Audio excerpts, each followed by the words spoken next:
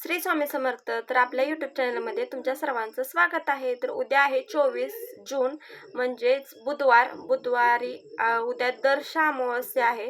दर्श अमावस्या ही सगळ्यात मोठी अमावस्या असते किंवा ह्यासाठी काही सेवा करायच्या असतात स्वामींच्या, किंवा आपल्या घरासाठी शांतता लागावी, घरामध्ये भांडणं होऊ नयेत किंवा किरकिर होऊ नये, वाद होऊ नये. तुमचे जर व्यवसाय असेल किंवा काय असेल त्याच्यामध्ये तुमची प्रगती होईल किंवा काय होईल ह्यासाठी थोड्या सेवा असतात. दर्श अमावस्याला अमावस्या म्हणलं तर पहिल्यांदा पितृ आणि पितरांची आपल्याला त्या दिवशी सेवा करायची असते.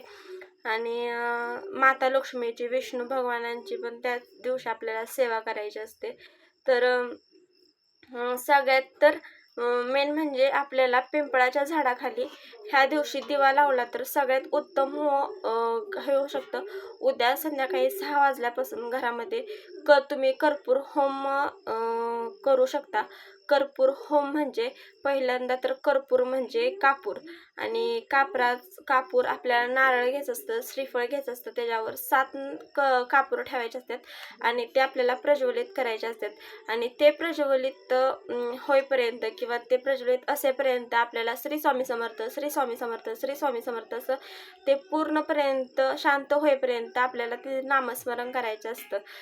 आणि ते प्रज्वल करताना आपल्या घरातील निगेटिव्हिटी किंवा काय ते सगळे त्या होममध्ये जळून जाते आणि आपल्या घरामध्ये शांत वातावरण होतं. आपल्या घरातील मुलांना किंवा म्हाताऱ्या माणसांना जर सारखं ते आजारी असतील किंवा काय असतील तर त्यांच्या पण ह्याच्यामध्ये शरीरामध्ये सुधारणा होऊ शकतात. घरातील अडीअडचणी सगळ्या नष्ट होऊ शकतात.